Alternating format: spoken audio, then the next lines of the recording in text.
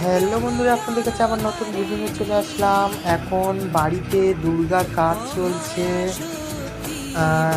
আপাতত সিংহ বাঁধা চলছে মা দুর্গার। এরপরে অসুরের খড় জোড়ানো হবে।